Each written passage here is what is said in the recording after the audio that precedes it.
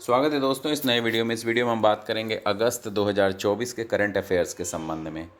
तो शुरू करते हैं। 1898 ईस्वी के अधिनियम को निरस्त करके नया डाकघर अधिनियम 2023 जून 2024 से लागू कर दिया गया है।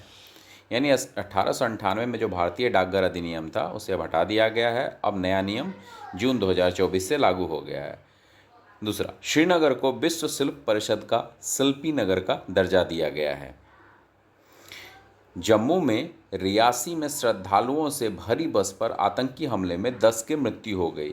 यानी आपको पता ही होगा कि लगातार 3, 4, 5 हमले किए गए थे आतंकवादियों के द्वारा, जिसमें से एक था कि जम्मू में रियासी एक जगह है जहां पे श्रद्धालुओं पे भरी बस में हमला किया जिसमें 10 लोगों की मृत्यु हो गई। अभी जो हाल में आंध्र प्रदेश के चुनाव हुए हैं, तो आंध्र प्रदेश के चुनाव में जो अब नए मुख्यमंत्री बने हैं वो है चंद्रबाबू नायडू, और उप मुख्यमंत्री बने हैं, आप साउथ के मूवी के स्टार देखते होंगे, पवन कल्याण, वो बने हैं। और एक इम्पॉर्टेंट चीज़ हुई आंध्र प्रदेश के संबंध में कि अब आंध्र प्रदेश की राजधानी तेलंगाना की राजधानी जो हैदराबाद संयुक्त रूप से रहती थी वो अब नहीं रहेगी, क्योंकि अब वो राजधानी हो गई है अमरावती, आंध्र प्रदेश की। पहले भी चंद्रबाबू नायडू की यही इच्छा थी, और अब 10 साल पूरा हो जाने के बाद अब वो जो रहेगी वो तेलंगाना और आंध्र प्रदेश की हैदराबाद ना होकर के वो अमरावती रहने वाली है। विश्व के शीर्ष लगभग 1500 उच्च शैक्षणिक संस्थानों में भारत के 46 संस्थान हैं। ये क्यूएक्स रेटिंग 2025 के हिसाब से निकाला गया है। क्यूएक्स लंदन बेस्ड एक संस्था है जो कई मानकों पर रेटिंग तैयार करती है। इसमें जो प्रथम स्थान देखिएगा तो आईआईटी मद्रास का है, उसके बाद आईआईटी दिल्ली, फिर आईआईटी बॉम्बे।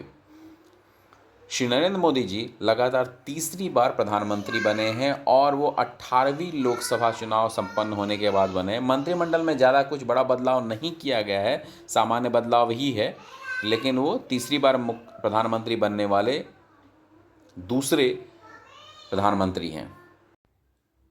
दक्षिण अफ्रीका में सिरिल रामाफोसा राष्ट्रपति पुनः निर्वाचित हो गए। 30 वर्षों में पहली बार ऐसा हुआ कि अफ्रीकन नेशनल कांग्रेस को स्पष्ट बहुमत नहीं मिला, लेकिन वो फिर से राष्ट्रपति के रूप में निर्वाचित हो गए हैं।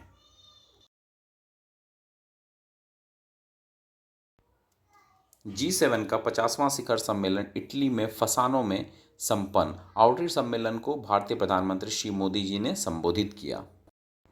यूक्रेन शांति शिखर सम्मेलन स्विट्जरलैंड में संपन्न हुआ। साझा बयान पर हस्ताक्षर न करने वाले देशों में भारत का नाम भी शामिल है। यानी 28 माह से चल रहे यूक्रेन युद्ध की समाप्ति पर रास्ता तलाश करने के लिए यह एक प्रकार का सम्मेलन हुआ था, जिसमें साझा बयान पे शामिल भारत ने साइन नहीं किया। रूस और उत्तर कोरिया ने हमला होने पर एक दूसरे की मदद करेंगे ऐसा एक रणनीतिक साझेदारी समझौता कर लिया है। 24 वर्ष में अंतराल के पश्चात रूसी राष्ट्रपति पुतिन की उत्तर कोरिया की यह यात्रा थी।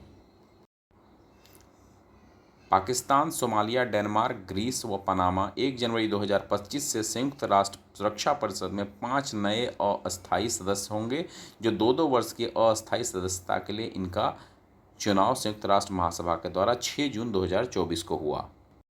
जनरल उपेंद्र द्विवेदी देश के नए थल सेना अध्यक्ष बनेंगे। श्री अजीत डोभाल लगातार तीसरी बार राष्ट्रीय सुरक्षा सलाहकार नियुक्त हुए हैं। श्री पीके मिश्रा प्रधानमंत्री के प्रधान सचिव के पद पर निर्वाचित हुए हैं। भाजपा से चुने गए सांसद श्री ओम बिरला लगातार दूसरे कार्यकाल हेतु लोकसभा के अध्यक्ष निर्वाचित हुए हैं। कैमरून के फिलेमान यांग संयुक्त राष्ट्र महासभा के 79वें सत्र के लिए अध्यक्ष निर्वाचित किए गए हैं। दक्षिण अफ्रीका स्थित स्टेलनबोस यूनिवर्सिटी के कार्यरत मनोविज्ञानी प्रोफेसर पुमलार गोबाडो गॉडकिजेला को टेम्पल्टन पुरस्कार के लिए चयन किया गया है और उन्हें प्रदान भी किया गया है। भारत दूसरी बार T20 पुरुष विश्व कप का विजेता हुआ है। विजेता टीम के रूप में भारत है। उपविजेता टीम जिससे हराया दक्षिण अफ्रीका को।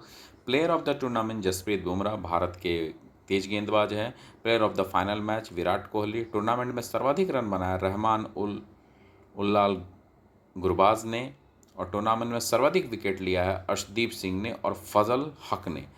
सर्वोच्च व्यक्तिगत पारी के रूप में अगर बात की जाए तो निकोलस पूरन ने खेली 98 रन की।